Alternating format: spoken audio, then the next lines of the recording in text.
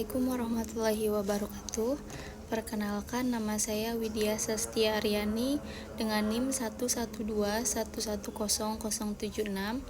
Di sini saya akan memenuhi tugas ujian tengah semester mata kuliah Studi Kelayakan Bisnis, yaitu saya akan memberikan pendapat atau komentar dari segi bisnis dan kehidupan bisnis pada sebuah perusahaan. Di sini saya akan membahas kasus yang cukup menarik, yaitu tentang perusahaan Tupperware yang bangkrut. Jadi, saya sudah menonton videonya dan dalam video tersebut menjelaskan dampak dari kebangkrutan Tupperware. Jadi, dalam video tersebut ada beberapa poin penting yang bisa dijadikan catatan. Kebangkrutan Tupperware tidak hanya berdampak pada internal perusahaan saja, tetapi berdampak pada jaringan distribusi mereka, karena proses penjualan mereka itu secara offline, bukan secara online. Di sisi lain, konsumen setia pengguna Tupperware mungkin akan kehilangan akses ke produk favorit mereka.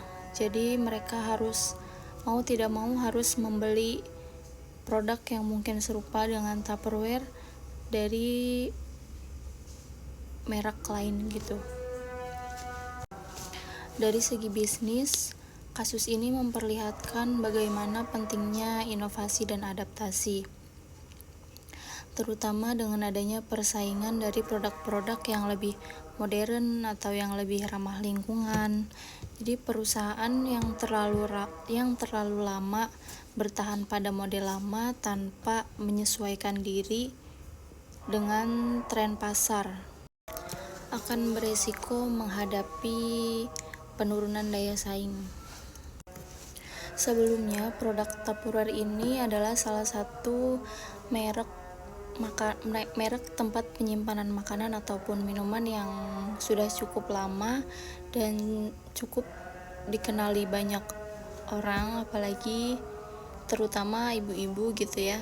Jadi terkenal dengan kualitasnya yang bagus untuk menyimpan makanan, jadi lebih tahan lama, dan apalagi menyimpan makanan yang panas seperti sup itu tidak mudah meleleh. Jadi setelah saya mencari informasi bagaimana sih dulu sejarahnya Tupperware dan bagaimana model bisnis mereka sampai saat ini, kenapa Tupperware bisa jatuh bangkrut gitu. Yang setelah saya mencari informasinya, jadi Tupperware didirikan oleh Earl Tupper pada tahun 1946.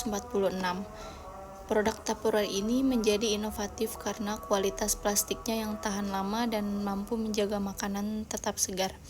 Salah satu yang unik dari Tupperware adalah model bisnis mereka, yaitu penjualan langsung atau direct selling.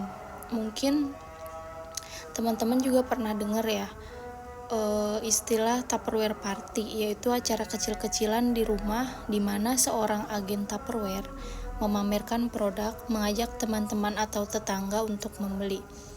Ini sebenarnya sangat efektif ya di masa lalu pada saat penjualan Tupperware gitu. Jadi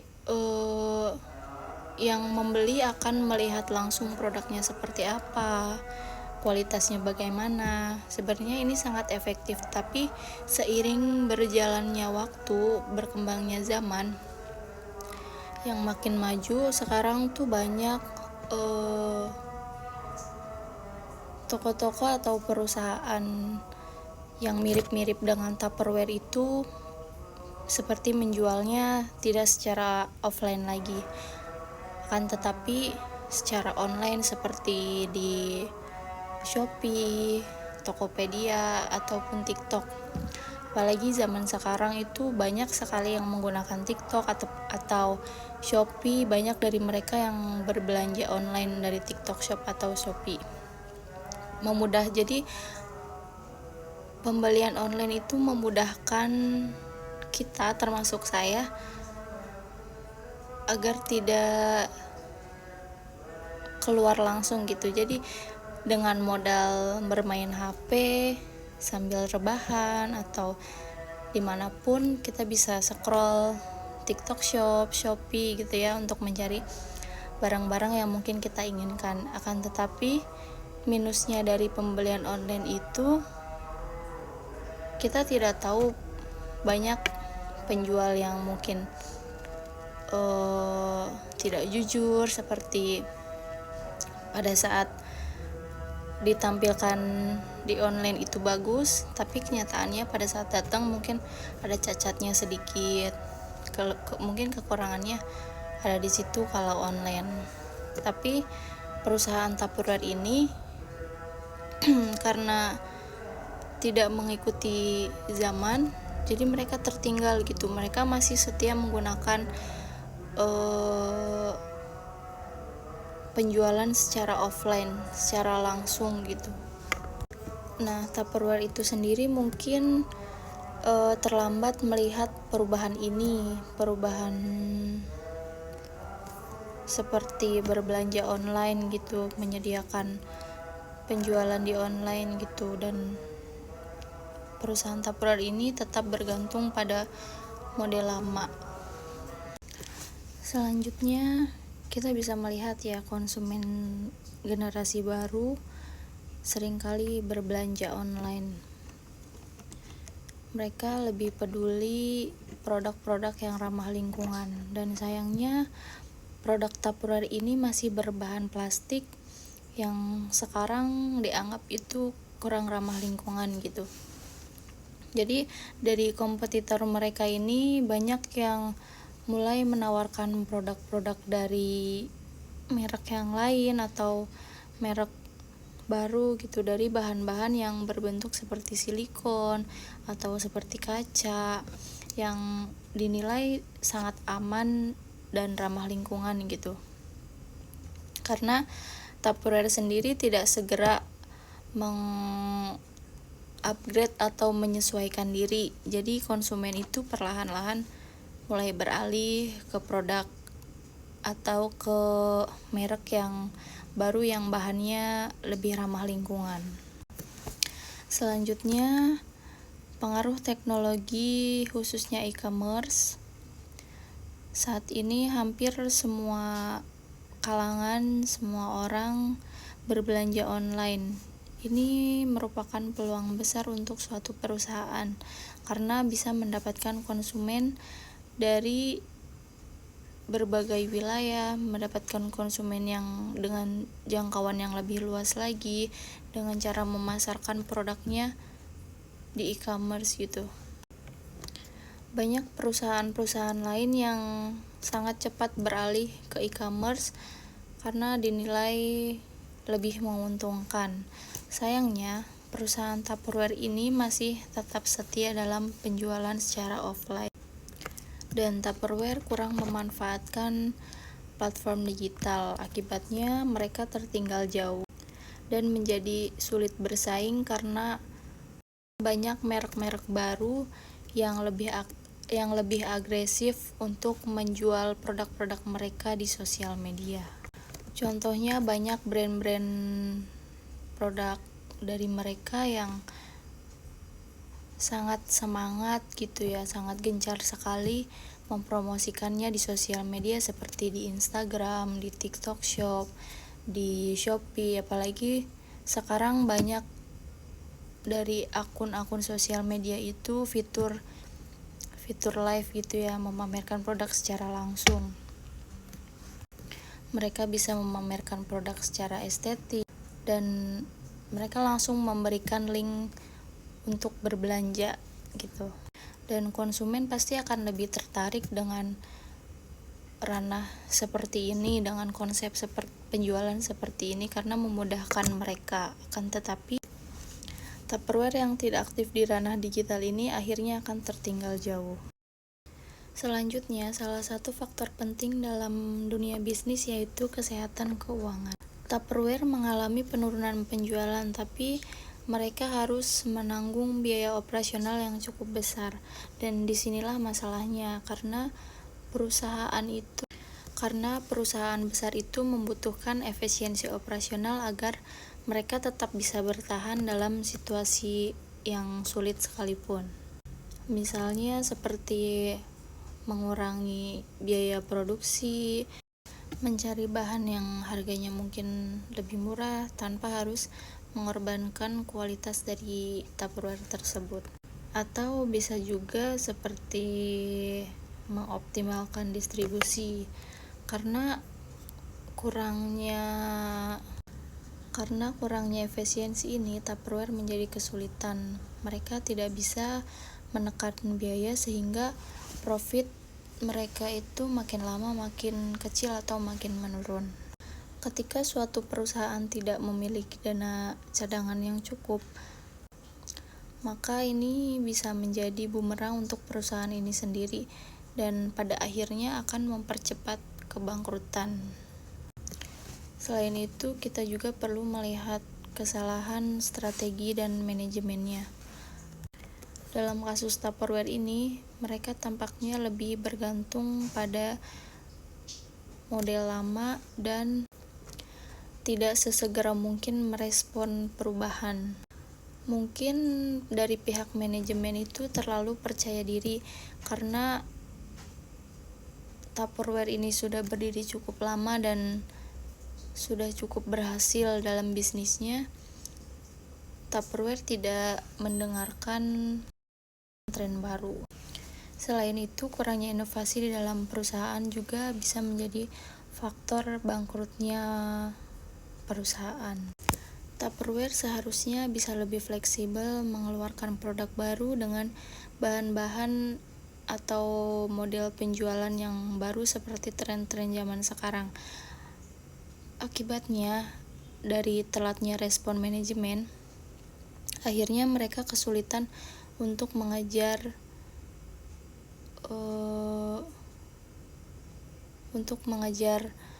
apa yang sudah tertinggal gitu.